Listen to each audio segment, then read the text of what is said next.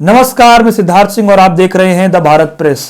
पिछले 62 दिनों से चलने वाला किसान आंदोलन आज हिंसा की भेंट चढ़ गया।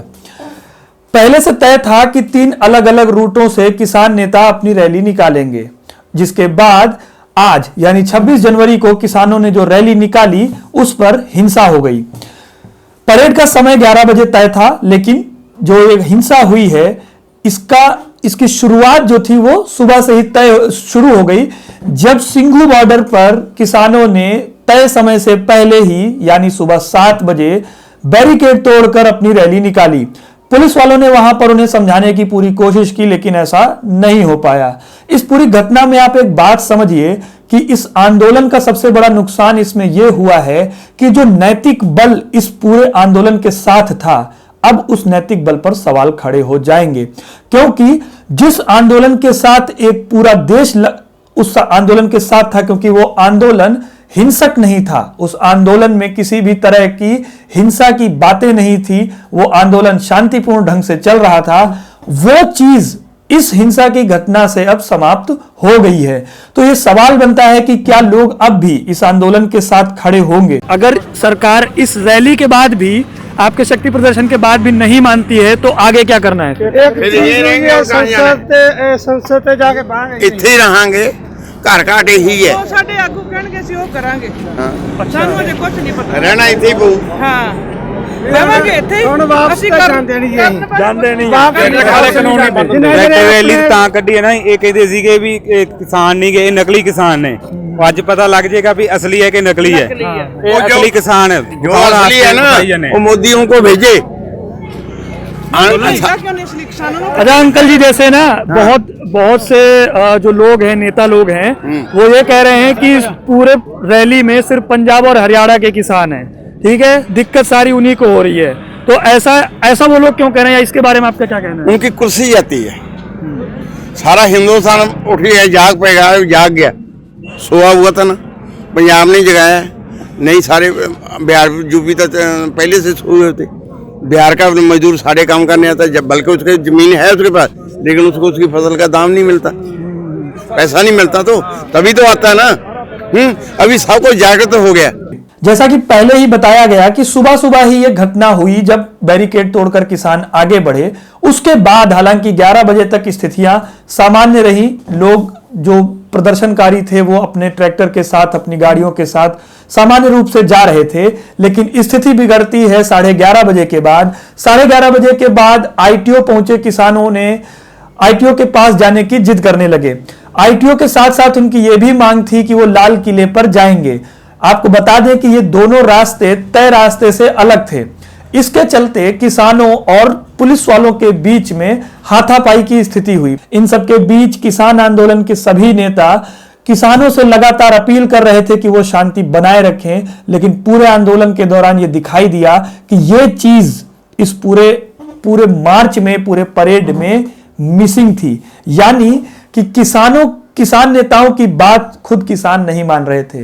इस बात की अति तब हुई जब सभी किसान, एक बड़ा जत्था किसानों का लाल किले पर पहुंच गया और लाल किले पर उन्होंने अपना किसान यूनियन का झंडा फहराने की कोशिश की। इस कोशिश में आप ये देखिए कि ये सिर्फ एक कोशिश नहीं थी, ये भारतीय लोकतंत्र के मूल्यों का एक हनन था। जिस आंदोलन से बहुत ज्यादा उम्मीदें लगाई जा रही थी कि इससे लोकतंत्र की एक नई परिभाषा बनेगी, उसी जगह पर आज हमने देखा कि लोकतंत्र को किस तरह से खतरे में डाला जा सकता है। इसके बाद आपको बता दें कि 25 जनवरी को पंजाब के मुख्यमंत्री कैप्टन अमरिंदर सिंह ने किसानों से शांति बनाए रखने की अपील की थी। इसके साथ ही उन्होंने प्रधानमंत्री नरेंद्र मोदी से भी अपील की थी कि किसान नेताओं की सभी बातें मानी जाएं, जिससे कि यह प्रदर्शन शांतिपूर्ण ढंग से खत्म हो जाए। बाद में ये जो हिंसा भड़की, लाल किले के पास भड़की, इसके अलावा कई और ऐसी जगहें थी जहां पर यह हिंसा की खबरें सामने आई। दिल्ली के उन सभी रूट पर जहां पर ये किसान नेता आंदोलन कर रहे थे, उनमें से मुख्यतः टिकरी बॉर्डर के पास, सिंघू बॉर्डर के पास, गाजीपुर बॉर्डर के पास, ट्रांसपोर्ट नगर, पांडव नगर, मुबारका चौक, स्वरूप नगर, पलवल, रेवाड़ी और नांगलोई, इन सभी जगहों से हिंसा की खबरें सामने आ रही हैं। पुलिस ने अपनी पूरी कोशिश की है कि वहां पर सही स्थितियां सामान्य हो जाएं। शाम तक हो सकता है, जब तक हम ये रिकॉर्ड कर रहे हैं तब तक ऐसा तो अभी नजर नहीं आ रहा है। किसान अभी भी लाल किले पर जमे हुए हैं। नांगलोई से लगातार ये खबरें आ रही हैं कि वो किसान वहां से हटने को तैयार नहीं है। दिल्ली पुलिस लगातार कोशिश में लगी हुई है कि यह सारा मामला शांतिपूर्ण ढंग से निपट जाए, लेकिन ऐसा नहीं हो रहा है। इन सब के बीच जो मुख्य नेता हैं, उन सबके क्या बयान हैं, इस बात को जानना चाहिए। तमाम कृषि नेताओं ने, किसान नेताओं ने इस बात का विरोध किया है। किसान नेता राकेश टिकैत का कहना है, उन्होंने पुलिस पर आरोप लगाते हुए कहा है कि पुलिस ने तय रूट पर बैरिकेड क्यों लगाए, इस बात को लेकर ही बवाल मचा है। उन्होंने यह भी कहा है कि प्रदर्शन करने वालों में हो सकता है कि पुलिस के ही लोग हों। यह बात कितनी सच है, इस बात की जांच की जानी चाहिए। उन्होंने बेसिकली प्रशासन पर आरोप लगाए हैं कि यह सारा किया धरा प्रशासन का है। वहीं योगेंद्र यादव का कहना है कि शांति भंग होने से आंदोलन को नुकसान होगा, इसीलिए किसानों से उन्होंने निवेदन किया कि वो तय रूट पर ही अपनी रैली निकालें।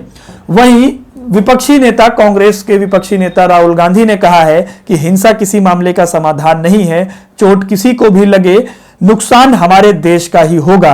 देश हित के लिए उन्होंने कृषि कानून को वापस लेने की बात अपने ट्वीट में कही है। हालांकि अभी तक प्रधानमंत्री नरेंद्र मोदी या गृह मंत्री अमित शाह का बयान सामने नहीं आया है। इन सबके बीच हम आपको बता दें कि किसानों ने ऐसा क्या किया है जिसकी वजह से यह पूरा आंदोलन एक हिंसक स्थिति में बिगड़ गया। जब पुलिस से हाथापाई की बात सामने आई तो किसानों ने पुलिस वालों को लाठियों तक से पीटा। आप कई ऐसी वीडियो क्लिप्स में देख सकते हैं जहां पर किसान हाथों में लाठी लेकर पुलिस कर्मियों को पीट रहे हैं। इसके अलावा पत्थरबाजी की गई, किसानों ने पुलिस वालों पर पत्थर फेंके। हालांकि किसानों का यह कहना है कि ये कुछ असामाजिक तत्व हैं जो इस भीड़ में घुस आए हैं, लेकिन ये किसानों की जिम्मेदारी बनती है कि ऐसे असामाजिक तत्वों को वो अपने परेड से दूर रखें। इसके अलावा उन्होंने काफी हुड़दंग मचाया। कई जगहों पर ट्रैक्टर के साथ उनकी जो कलाबाजियां हैं उनको देखा जा सकता है, जहां पर वो पुलिस वालों को परेशान करते हुए दिख रहे हैं। इन सबके बीच जो सबसे ज्यादा शर्मनाक घटना हुई वो ये कि किसानों ने लाल किले पर चढ़ाई कर दी। वो लाल किले की मीनार पर चढ़कर वहां पर उन्होंने किसान यूनियन का झंडा लगाने की कोशिश की। इस पूरी घटना ने लोकतांत्रिक मूल्यों को, जिसके लिए भारत जाना जाता है, उसको बहुत ज्यादा धक्का पहुंचाया है। इस पूरे आंदोलन में यह तस्वीर सबसे ऐतिहासिक और सबसे शर्मनाक घटनाओं में से एक है। पिछले 72 साल के गणतांत्रिक इतिहास में यह भारत के लिए बहुत ज्यादा शर्मनाक बात है। इन सबके बीच पुलिस ने आखिर क्या किया? देखिए, गणतांत्रिक मूल्यों को बचाए रखने के क्रम में पुलिस ने सबसे पहले किसानों को यह आगाह किया कि वो, और उनसे रिक्वेस्ट की कि इस आंदोलन को शांतिपूर्ण ढंग से चलाएं। हालांकि बाद में जब स्थिति बिगड़ने लगी तो मजबूरन, हमने खुद देखा वीडियो में कि मजबूरन पुलिस वालों को आंसू गैस के गोले छोड़ने पड़े, लाठी चार्ज करने पड़े, और उन्होंने किसानों को रोकने की कोशिश की। कई जगहों पर हूटरों से उन्होंने किसानों को समझाने की कोशिश की। लेकिन इन सब के बीच यह भी देखा गया कि किसानों का संख्या बल इतना ज्यादा था कि वो पुलिस के आगे बहुत भारी पड़ गया। वहां पर कई वीडियोस में हम देख सकते हैं कि पुलिस खुद अपनी जान बचाती फिर रही है क्योंकि किसान उन पर हावी हो गए हैं। हालांकि बाद में आईटीओ जैसे क्षेत्रों में इंटरनेट को बंद कर दिया गया। इसके अलावा ग्रीन लाइन के कई मेट्रो स्टेशनों को बंद किया गया।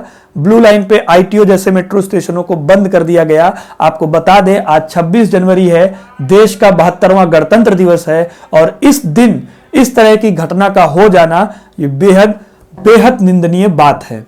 द भारत प्रेस की तरफ से हमारी अपील है कि इस आंदोलन को शांतिपूर्ण ढंग से जल्द निपटाया जाए, और किसान जो आंदोलन कर रहे हैं जहां पर वो पहले थे, यानी कि सिंघू बॉर्डर, टिकरी बॉर्डर और गाजीपुर बॉर्डर, वहां पर वो शांतिपूर्ण तरीके से वापस लौट जाएं और शांति को बनाए रखें। लोकतांत्रिक मूल्यों का ध्यान रखते हुए वो दिल्ली की शांति को बनाए रखें। कई सवाल इस आंदोलन के बाद, इस भड़की हुई हिंसा के बाद खड़े होते हैं। सबसे पहला सवाल यह खड़ा होता है कि क्या जरूरत आन पड़ी कि सुबह 7 बजे, जब तय था समय कि 11 बजे से यह रैली निकलेगी, तो क्या जरूरत आन पड़ी कि 7 बजे बैरिकेड तोड़कर सिंघू बॉर्डर से किसानों ने अपना परेड निकाला? दूसरा सवाल यह है कि जब पहले से ही समझौते में 3 रूट तय हो गए थे तो किसानों ने आखिर अपनी अलग रूट से जाने की जिद क्यों पकड़ी।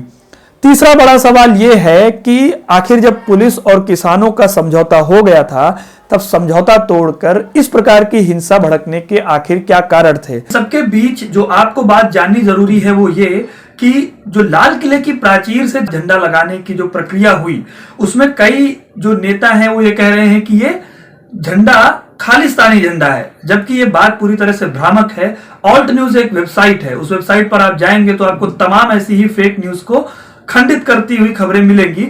ऑल्ट न्यूज ने इस चीज को खारिज करते हुए कहा है कि वो झंडा खालिस्तान का नहीं बल्कि एक किसान यूनियन का झंडा है। इसके अलावा हमने जो चीज अभी तक आपको बताई उसमें एक चीज जो हम आपको और बताना चाहते हैं वो ये कि जब हम ग्राउंड रिपोर्टिंग कर रहे थे तो उस समय जो देखने वाली बात थी वो ये बात थी कि किसानों, पहली बात तो ये कि जब किसान प्रोटेस्ट शुरू कर रहे थे तब उस आंदोलन के समर्थन में कई हजार लोग उस टिकरी के पुल के ऊपर खड़े हुए थे और उस आंदोलन को देख रहे थे। इसके बाद जब दिल्ली बॉर्डर के पास हम वहां पर पहुंचे तो दिल्ली बॉर्डर के पास, टिकरी बॉर्डर से जहां पर दिल्ली की सीमा शुरू होती है, वहां पर कई लोग इन किसानों के स्वागत में खड़े थे। इन किसानों के साथ उन्होंने बहुत बेहतरीन तरीके से एक जेस्चर दिया कि आप अपना आंदोलन जारी रखिए। इसके बाद भी ये सवाल बनता है कि आखिर कौन सी ऐसी परिस्थितियां थी जिनमें ये सारी बातें, ये जो हिंसा है ये भड़की। आपको यह वीडियो कैसा लगा और किसान आंदोलन की इस हिंसा के बारे में आपका क्या विचार है हमें कमेंट सेक्शन में जरूर बताइए। वीडियो को लाइक और शेयर करना ना भूलिए। निष्पक्ष पत्रकारिता और देश भर की ऐसी जानकारियों से जुड़े रहने के लिए द भारत प्रेस को सब्सक्राइब करना ना भूलें। धन्यवाद।